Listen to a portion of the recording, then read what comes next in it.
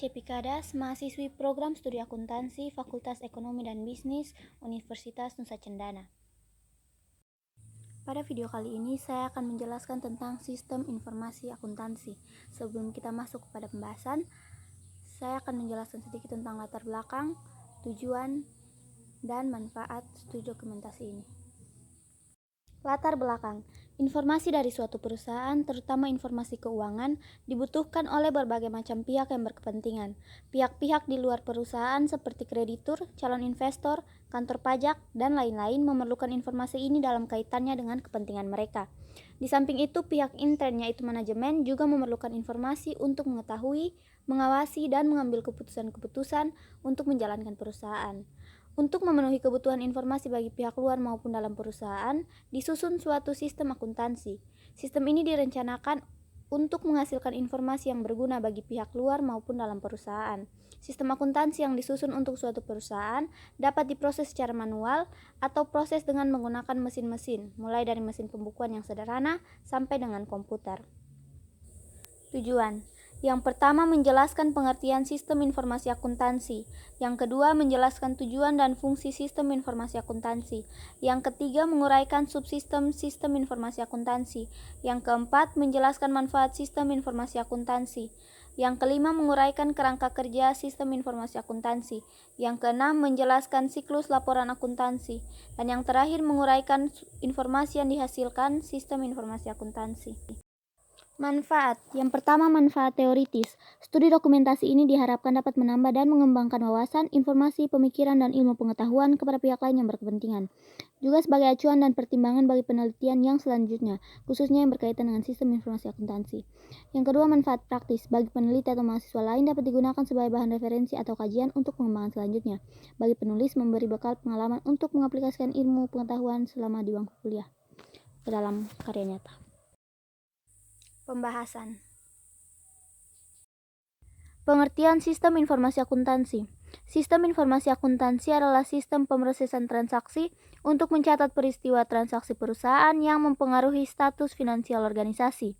Sistem ini menangani laporan historis dari semua transaksi yang terjadi dalam perusahaan dengan membuat keuangan dan rekening masukan yang semuanya memberikan gambaran finansial dari organisasi.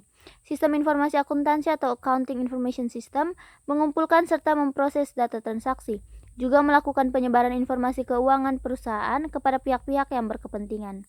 Tujuan sistem informasi akuntansi. Menurut Mulyadi, tujuan sistem informasi akuntansi yaitu sebagai berikut. Yang pertama, menyediakan informasi bagi pengelolaan kegiatan usaha mengenai mutu, ketepatan, penyajian, ataupun struktur informasinya. Yang kedua, memperbaiki informasi yang dihasilkan oleh sistem yang sudah ada. Yang ketiga, memperbaiki pengendalian akuntansi dengan pengecekan internal. Yang keempat, memperbaiki tingkat keandalan informasi akuntansi. Yang kelima, menyediakan catatan lengkap mengenai pertanggungjawaban dan perlindungan kekayaan perusahaan. Dan yang terakhir, mengurangi biaya klerikal dalam penyelenggaraan catatan akuntansi. Fungsi sistem informasi akuntansi. Adapun fungsi sistem informasi akuntansi adalah sebagai berikut. Yang pertama, sebagai alat bantu pengambilan keputusan dalam upaya meningkatkan kinerja keuangan perusahaan. Kedua, mengumpulkan dan menyimpan data tentang aktivitas dan transaksi. Yang ketiga, memproses data menjadi informasi yang dapat digunakan dalam proses pengambilan keputusan. Yang keempat, melakukan kontrol secara tepat terhadap aset organisasi.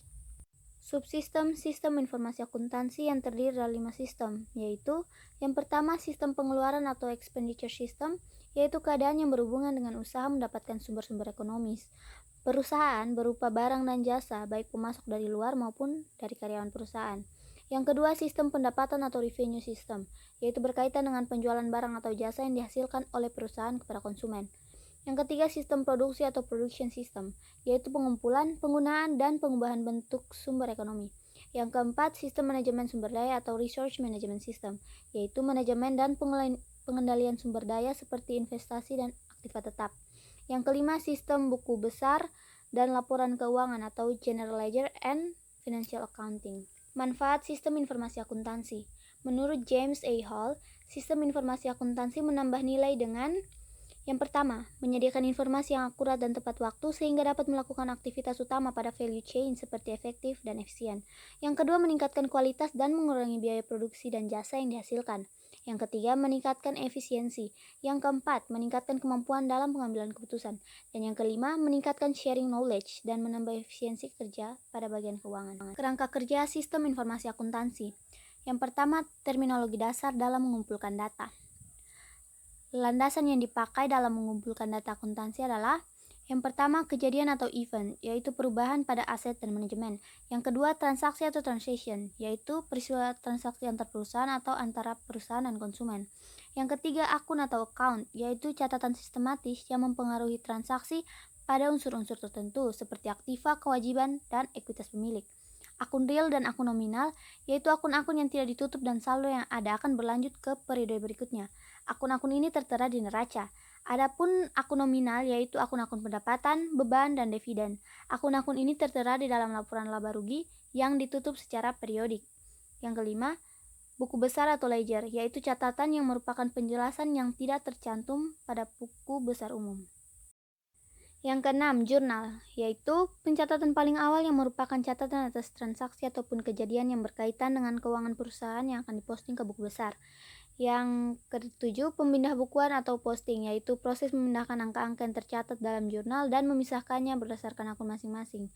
Yang kedelapan, neraca saldo atau trial balance, yaitu ringkasan dari buku besar setelah adanya penyesuaian yang dimasukkan ke buku besar.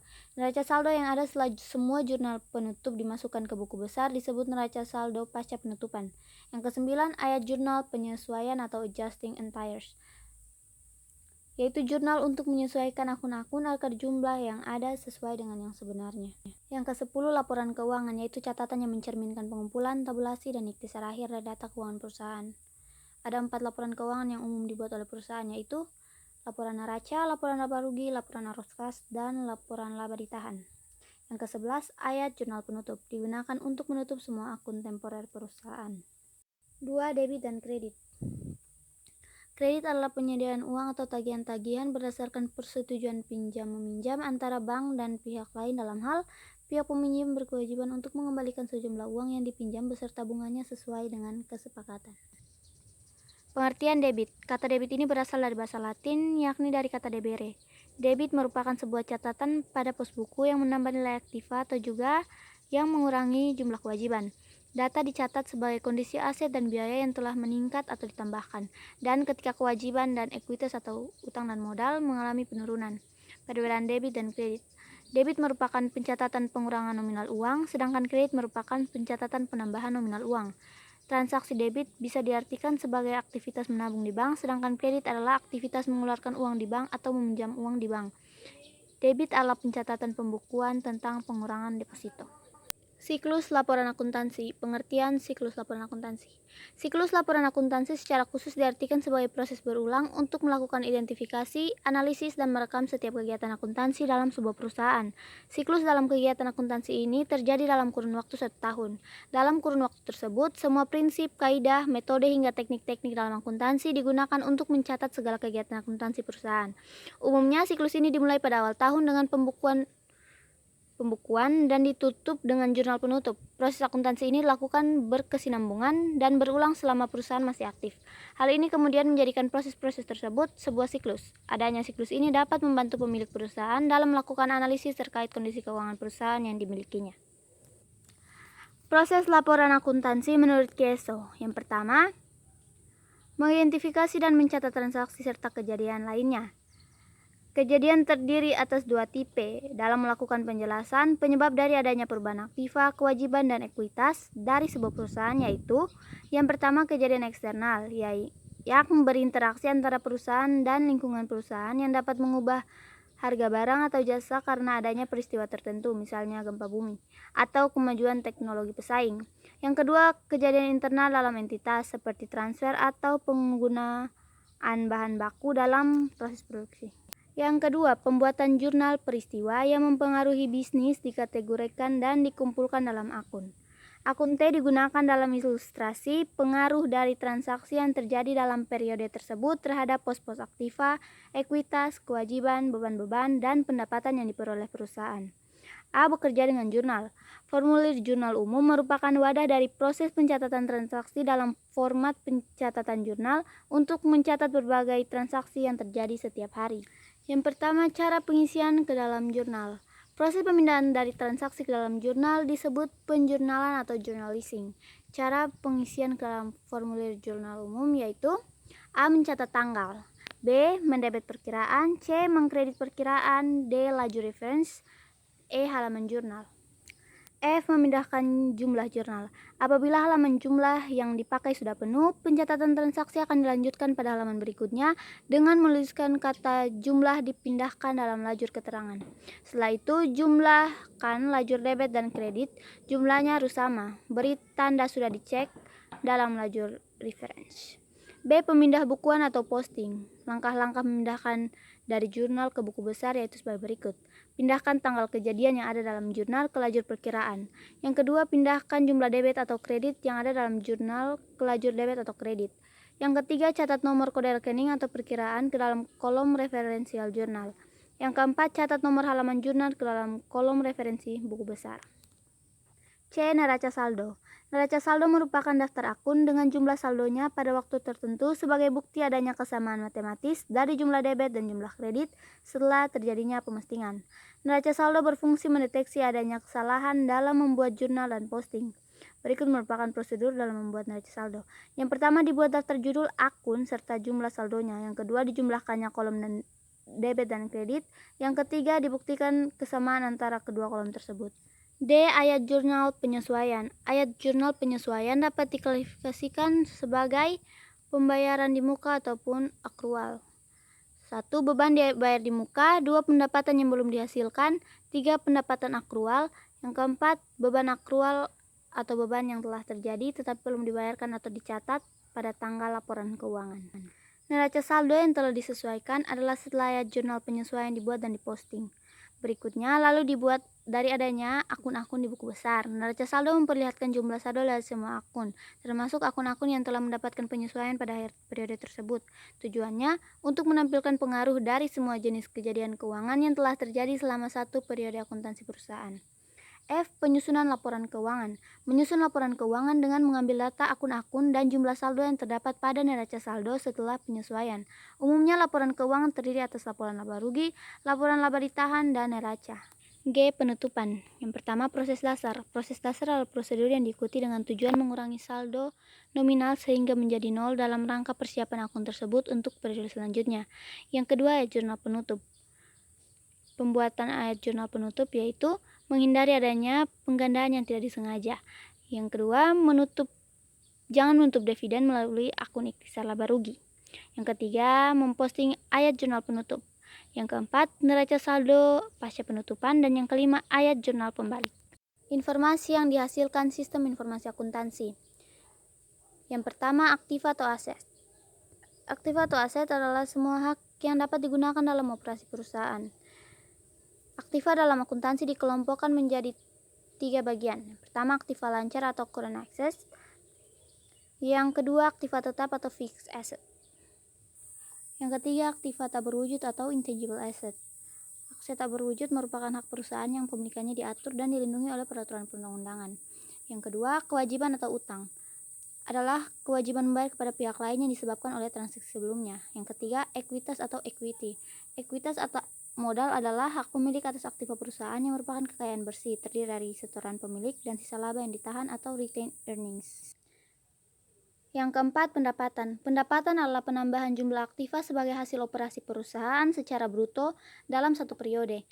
Adapun siklus pendapatan adalah serangkaian bisnis yang terjadi secara berulang dan kegiatan pengolahan informasi yang berhubungan dengan penyerahan barang dan jasa kepada pelanggan dan penerimaan pembayaran kas dari penyerahan barang dan jasa tersebut.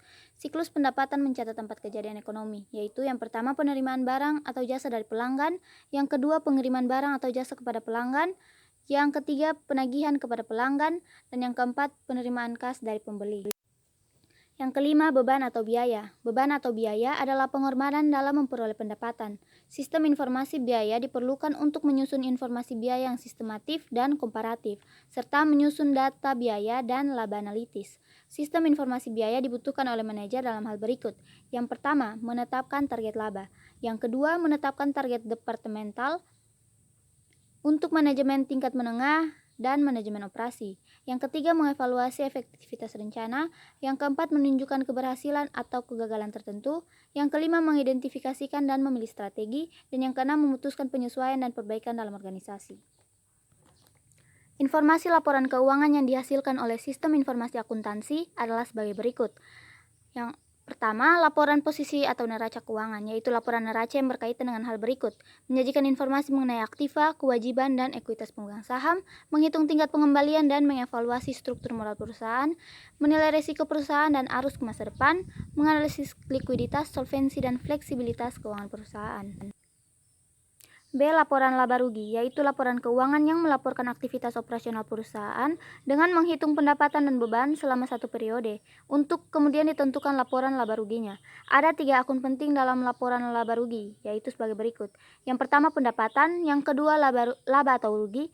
Yang ketiga, laba operasi. Pendapatan lain-lain, yaitu pendapatan di luar pendapatan pokok perusahaan. Beban lain-lain, yaitu beban yang tidak berkaitan dengan kegiatan operasi pokok. Laba bersih sebelum pajak, yaitu hasil pengurangan laba operasi dengan pendapatan dan beban lain di luar operasi. Keempat, laba bersih setelah pajak, yaitu pendapatan bersih perusahaan yang berasal dari kegiatan operasional perusahaan. C. Laporan perubahan ekuitas, yaitu laporan keuangan yang menunjukkan perubahan ekuitas selama satu periode yang terdiri atas saldo awal modal pada neraca saldo atau setelah disesuaikan, ditambah laba bersih selama satu periode dikurangi dengan pengambilan prive atau pengambilan suatu harta perusahaan yang dilakukan oleh pemilik perusahaan untuk keperluan pribadinya. D. Laporan arus kas, yaitu laporan yang menunjukkan sumber dan penggunaan kas selama satu periode sehingga saldo kas tampak seperti pada neraca keuangan.